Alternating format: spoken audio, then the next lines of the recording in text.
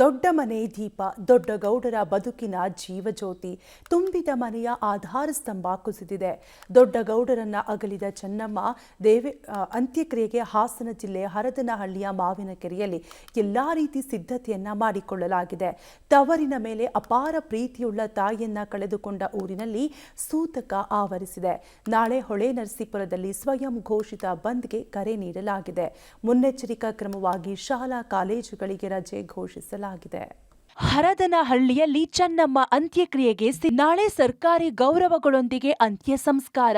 ದೊಡ್ಡ ಮನೆ ಆಧಾರ ಸ್ತಂಭ, ದೊಡ್ಡ ಗೌಡರ ಜೀವಜ್ಯೋತಿ, ಮಕ್ಕಳ ಪಾಲಿನ ಮಮತಾಮಯಿ ತಾಯಿ ಉಸಿರು ನಿಲ್ಲಿಸಿದ್ದಾರೆ. ಚೆನ್ನಮ್ಮ ದೇವೇಗೌಡ ಇಲ್ಲದ ಮನೆಯಲ್ಲಿ ಸೂತಕದ ಛಾಯೆ ಆವರಿಸಿದೆ. ತಾಯಿ ಅಗಲಿಕೆಯಿಂದ ಮಕ್ಕಳಲ್ಲಿ ಅನಾಥ ಭಾವ ಮೂಡಿದೆ. ಮನೆ ಒಡತಿಯನ್ನ ಕಳೆದುಕೊಂಡ ಗೌಡರ ಕನಸು ಮಗುವಿನಂತೆ ಕಣ್ಣೀರಿಡುತ್ತಿದೆ. ಇಹಲೋಕ ತ್ಯಜಿಸಿದ ಚೆನ್ನಮ್ಮ ದೇವೇಗೌಡರ ಅಂತ್ಯಕ್ರಿಯೆಗೆ ಹಾಸನ ಜಿಲ್ಲೆ ಹರದನಹಳ್ಳಿಯ ಮಾವಿನಕೆರೆಯಲ್ಲಿ ಸಕಲ ಸಿದ್ಧತೆ ಮಾಡಿಕೊಳ್ಳಲಾಗಿದೆ. ಸಕಲ ಸರ್ಕಾರಿ ಗೌರವಗಳೊಂದಿಗೆ ಅಂತ್ಯ ಸಂಸ್ಕಾರ ನಡೆಸಲು ಸರ್ಕಾರ ನಿರ್ಧರಿಸಿದೆ. ಬೆಳಗ್ಗಿನಿಂದಲೂ ಅಂತ್ಯಕ್ರಿಯೆ ಜಾಗದಲ್ಲೇ ಇದ್ದ ಪುತ್ರ ಎಚ್.ಡಿ. ರೇವಣ್ಣ ಎಲ್ಲಾ ಸಿದ್ಧತೆಗಳನ್ನ ನೋಡಿಕೊಂಡ್ರು. ತಾಯಿ ಕಳೆದುಕೊಂಡು ಕಣ್ಣೀರಿಡುತ್ತಿದ್ದ ರೇವಣ್ಣರಿಗೆ ಗೌಡರ ಕುಟುಂಬದ ಆಪ್ತ ವಯಸ್ವಿ ದತ್ತ ಸಾಂತ್ವನ ಹೇಳಿದ್ರು. ಗೆಳೆಯನ ಕಣ್ಣೀರು ಒರೆಸಿ ಧೈರ್ಯ ತುಂಬಿದ್ರು. 6 ಜನ ಮಕ್ಕಳಿಗಷ್ಟೇ ತಾಯಿಯಾಗಿತ್ತಿಲ್ಲ, ನಮ್ಮಂಥ ನೂರಾರು ಜನ, ಸಾವಿರಾರು ಜನಕ್ಕೂ ತಾಯಿಯಾಗಿದ್ದರು. ಅದರಲ್ಲೂ ನನ್ನ ಮತ್ತು ದೇವೇಗೌಡರ ಬಾಂಧವ್ಯ 50 ವರ್ಷಗಳಷ್ಟು ತಂದೆ ಮಗನ ಬಾಂಧವ್ಯ.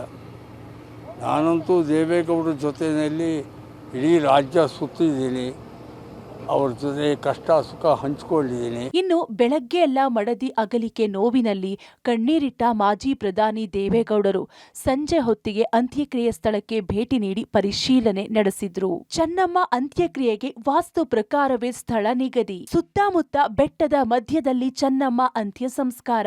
ಒಕ್ಕಲಿಗ ಸಂಪ್ರದಾಯದಂತೆ ಅಂತಿಮ ವಿಧಿವಿಧಾನ. ನಾಳೆ ಬೆಳಗ್ಗೆವರೆಗೂ ಹೊಳೆನರಸೀಪುರದಲ್ಲಿರೋ ಪುತ್ರ ಎಚ್.ಡಿ. ರೇವಣ್ಣ ನಿವಾಸದಲ್ಲಿ ಅಂತಿಮ ದರ್ಶನಕ್ಕೆ ವ್ಯವಸ್ಥೆ ಮಾಡಲಾಗಿದೆ. ನಂತರ ಹೊಳೆನರಸೀಪುರ ತಾಲೂಕಿನ ಹಳೇಕೋಟೆ ಹೋಬಳಿ ಕ್ಯಾತನಹಳ್ಳಿ ಗ್ರಾಮದ ಬೆಟ್ಟದ ರಂಗನಾಥಸ್ವಾಮಿ ದೇವಾಲಯದ ತಪ್ಪಲಿನಲ್ಲಿ ಚೆನ್ನಮ್ಮರ ಅಂತ್ಯಕ್ರಿಯೆ ನೆರವೇರಲಿದೆ. ಅದಕ್ಕಾಗಿ ವಾಸ್ತು ಪ್ರಕಾರವೇ ಸ್ಥಳ ನಿಗದಿ ಮಾಡಲಾಗಿದೆ. ವಾಸ್ತು ಪ್ರಕಾರ ಅಂದ್ರೆ ಒಂದು ಪ್ಲೇಸ್ಗೆ ಪೂರ್ವದಲ್ಲಿ ಜಾಸ್ತಿ ಜಾಗ ಬಿಡಬೇಕು, ಉತ್ತರದಲ್ಲಿ ಜಾಸ್ತಿ ಜಾಗ ಬಿಡಬೇಕು, ದಕ್ಷಿಣದಲ್ಲಿ ಕಡಿಮೆ ಇರಬೇಕು, ಪಶ್ಚಿಮದಲ್ಲಿ ಕಡಿಮೆ ಇರಬೇಕು, ದಕ್ಷಿಣದಲ್ಲಿ ಪಶ್ಚಿಮದಲ್ಲಿ ಭಾರ ಇರಬೇಕಿತ್ತು. ಅದು ಸ್ವಲ್ಪ ಪಬ್ಲಿಕ್ ಎಲ್ಲ ದಕ್ಷಿಣದಲ್ಲಿ ಪಶ್ಚಿಮದಲ್ಲಿ ವ್ಯವಸ್ಥೆ ಮಾಡ್ತಾ ಇದ್ದಾವೆ. ಪೂರ್ವದಲ್ಲಿ ಉತ್ತರದಲ್ಲಿ ಭಾರ ಕಡಿಮೆ ಇರಬೇಕಿತ್ತು. ನಾಳೆ ಹರದನಹಳ್ಳಿ ಗ್ರಾಮದಲ್ಲಿ ಚೆನ್ನಮ್ಮ ಅಂತ್ಯಕ್ರಿಯೆಗೆ ದೇಶದ ಹಾಗೂ ರಾಜ್ಯದ ವಿವಿಧ ಭಾಗಗಳಿಂದ ಗಣ್ಯ ವ್ಯಕ್ತಿಗಳು, ಜನಪ್ರತಿನಿಧಿಗಳು ಹಾಗೂ ಸಾರ್ವಜನಿಕರು ಹೆಚ್ಚಿನ ಸಂಖ್ಯೆಯಲ್ಲಿ ಆಗಮಿಸುವ ಸಾಧ್ಯತೆ ಇದೆ. ಇದರಿಂದ ಹೊಳೆನರಸೀಪುರ ಪಟ್ಟಣ ಹಾಗೂ ಸುತ್ತಮುತ್ತಲಿನ ಪ್ರದೇಶಗಳಲ್ಲಿ ಜನರು ಹೆಚ್ಚಾಗಿ ಸೇರುವ ಸಾಧ್ಯತೆ ಇದ್ದು, ಮುನ್ನೆಚ್ಚರಿಕೆ ಕ್ರಮವಾಗಿ ನಾಳೆ ಶಾಲಾ ಕಾಲೇಜುಗಳಿಗೆ ರಜೆ ಘೋಷಣೆ ಮಾಡಲಾಗಿದೆ.